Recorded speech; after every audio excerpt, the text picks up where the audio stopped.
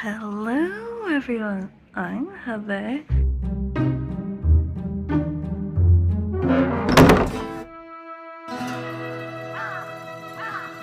It is the 17th day of Shorty September at the minute, but in about 30 minutes it will be the 18th day, which is my birthday. James and I are sitting on the balcony listening to the disco going on at like the stage area.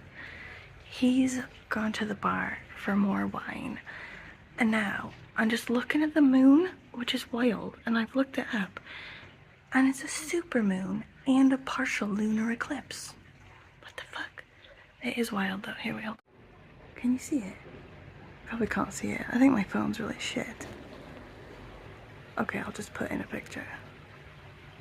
But this round of Shorty September, we are reading this. I don't know if you can see it. It is Music to Make Friends By. It is a memoir in 90s music. And it's gonna be for the Rockstar Shorts prompt. So I'm gonna make a playlist of all the songs that are mentioned in it, sort of listen to it as I sort of go along for tomorrow and the next day. I've already read like 2 pages of it, and I think I actually hate it. Like, I don't hate the idea, I love the idea, but I think maybe the author, like, for me it's really important that a book like have really good writing and like wordsmithing and like word choice and sentences and stuff like that. If it's like an awkward sounding sentence or like a poor sort of word choice, like I sort of hit it and I like grimace and I like hate it. I think some people can still like a book if it's like got a good plot and everything, but bad writing. I think I'm the other way around. Like, as long as it has good writing, it doesn't need good anything else. And I think this maybe the writing isn't the best, but I'll keep an open mind. Happy birthday to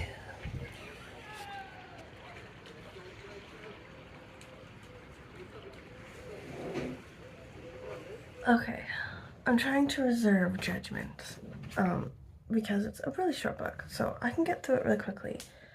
So I'm gonna keep on with it, but I'm pretty sure our book for today sucks major balls.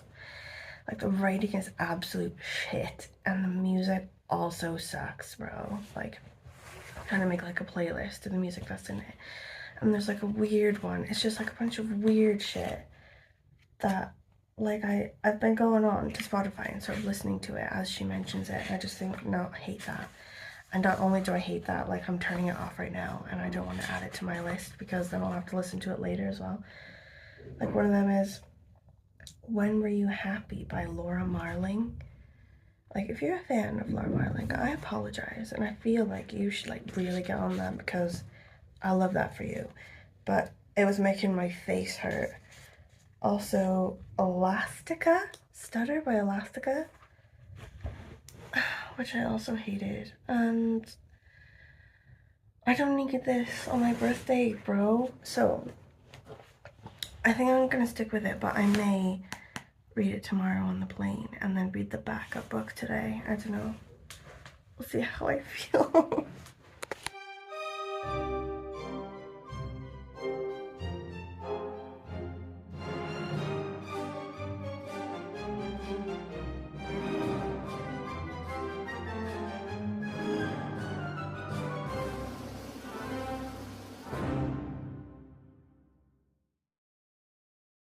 Kill y ciliwn I geisio saib rhag y sŵn. Cychwyn ar win gwyngynnau, heddiw'n glir I feddwi'n glau. A chael anwen I enwi, a nisg I sgiliau I ni 10 yn ffraneg ffraith I geibio I gwybodaeth. Gwelai dyn cael gwyliau da, beinydd yn cael y bona.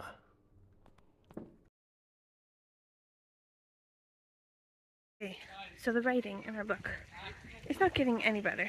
And I looked at sort of the award that she won. She won an award for writing books, and it's a children's book. And I reckon with children's books, you don't really have to be such a good writer. You just sort of have to be creative and like good at building worlds. But the music is definitely getting better. is like Joplin and Heart and the Doors, and like some things I don't really know anything about or don't know that much about, like the Smiths and stuff. I've listened to a couple of things she said about, and I like that shit. As well as Shakin' Stevens. I didn't really know anything about Shakin' Stevens, but I don't mind that either, you know. So that's an improvement. And also, I guess it's like a memoir style. It doesn't have to be great writing, and it is getting way more interesting. Saying about, she had like a Saturday job in the 80s. She worked at this shoe shop, and her and her friend, when their boss was off, were sort of like locked in the office. They used to blare like really intense music at the customers to sort of make them leave so they didn't have to do anything. She was also sort of saying about like, she's from England, but she just sort of like very randomly decided to go to uni in Aberystwyth. Like, like you can't sort of get further or like weirder away than Aber when you sort of like live in England. But she said it was brilliant, and she sort of like says about sort of like all these Welsh bands and stuff that I've not heard of but seem quite cool. I'm definitely gonna list below the Spotify playlist I've made of this. Like, some of them are really good, and like I think that you should look at them. Life is a moment in space. Welcome to the house of fun. Now I've come up with an hour, but heaven knows I'm miserable now. So this ain't the end. I saw you again. Alright, so I just got this. Let me show you. Okay, let's do this. Okay, you can put a bunch of stuff in my pen. Secret pocket for money. Okay, then here. Bye! The odds are victims of these gay days, it seems.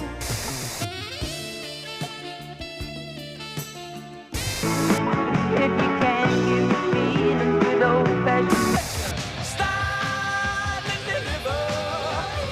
Please don't bother trying to find her. She's not there. Okay, now the Nirvana has come out. It's about time. Also, she was talking about this time when she had to pay down a debt from uni, and she was working like doing the dishes in this like back kitchen bit with no windows, and there was a manager who used to like really pervy touch her arm all the time and just listen non-stop to Shania Twain. It reminds me, like, I made this zine like a couple weeks ago or a couple months ago about like skeevy guys I've known at work. And I was talking to a couple of my friends, and they'd literally never known any skeevy guys at work, and I was like, is it me? But no, those people were just really lucky that they haven't met like really skeevy dudes at work, because this just proves it's a universal thing for girls to like work with or for like super skeevy dudes, especially like in the 90s and like 2000s.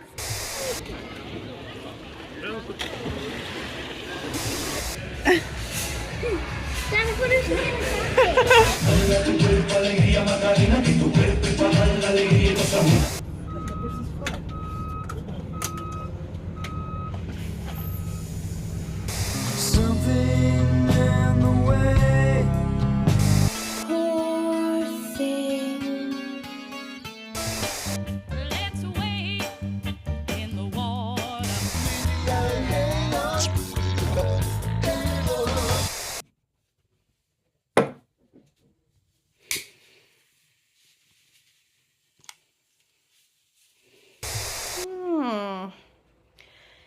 What should we do now?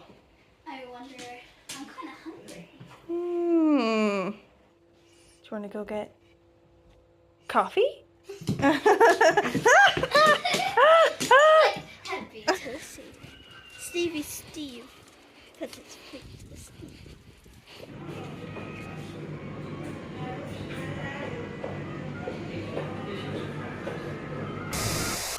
Okay, we are back in Cardiff, and while it's not Spain, it's also not raining.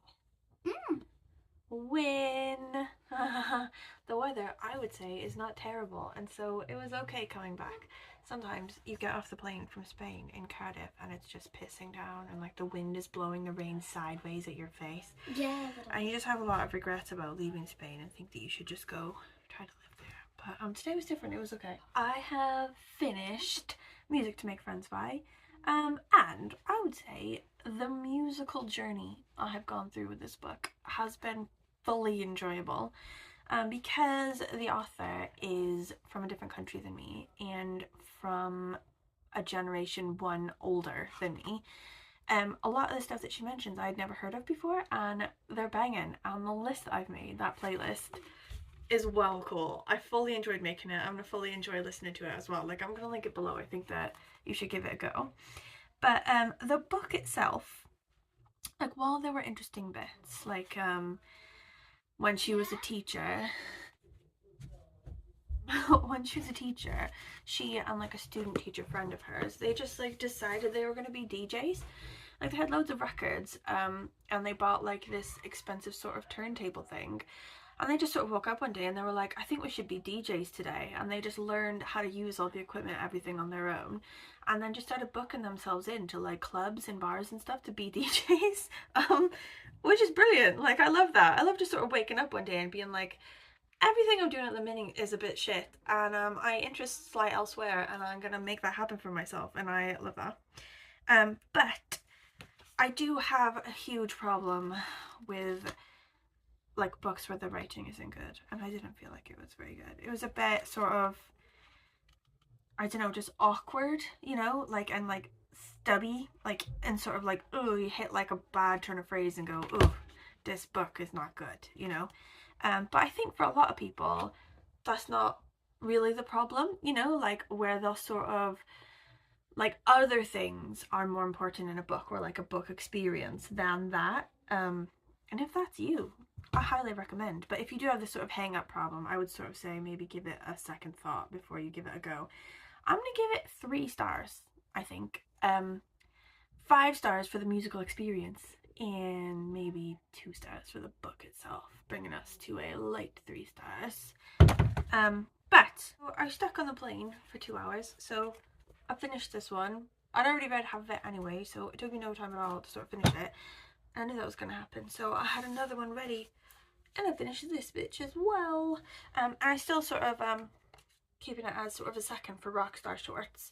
I knew that I'd read this on the plane, so like before going, I just basically put in Galatea into Spotify and made a playlist of like all the Galatea related songs that I could find. So like, it actually ended up being like a sort of cute little study, because in the end, like in the very back and the afterward, like no spoilers or anything, but the author sort of says about the myth that this book is based on. It's the Pygmalion myth, right?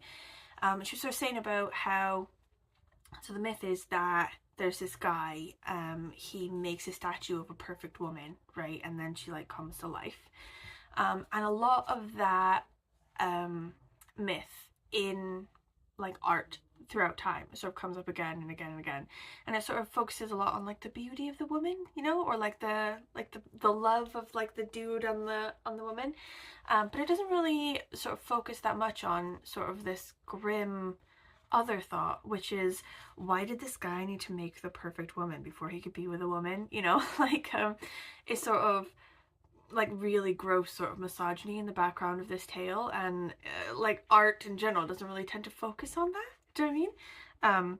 And so all of these songs that I found on Spotify, it's interesting to sort of look at the lyrics of them and sort of see what part of this tale they're sort of focusing on. Do you know what I mean? Anyway, I really liked that one. I thought it was really good, and I'm gonna give that one 4 stars. It's really short. It's more like basically sort of a longish short story. It's 56 pages, and I wish that it was a bit longer, because I was sort of enjoying it, and then it sort of ended. Do you know what I mean?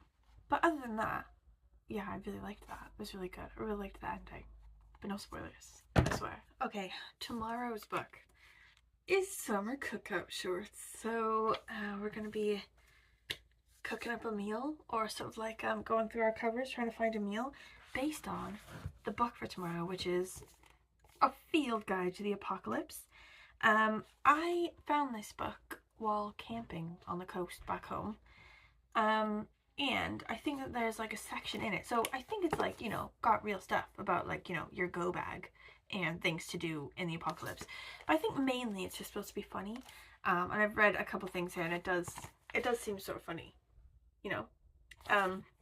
But there is like a section on food, like food that you should like have in your go bag or like in your pantry, in your sort of like safe room or whatever. Food that you can sort of find or cook sort of in an apocalypse scenario. So I think we should make apocalypse food over the weekend. So reading this Friday and Saturday. So I think we should get creative and see what we can find. If there's like ever sort of an apocalypse situation, how are we gonna die? Okay, and it's not gonna be starving. It's not gonna be from lack of food, bro, because we're gonna know exactly what to do in that regard. Okay, if you've gotten this far, thank you for watching. If you have any questions or anything, please let me know. I have fully appreciated your birthday messages. Thank you so much. And also, hearing what you're reading is always a treasure. Okay, that is it. I'm exhausted. I need another holiday. I will see you next time.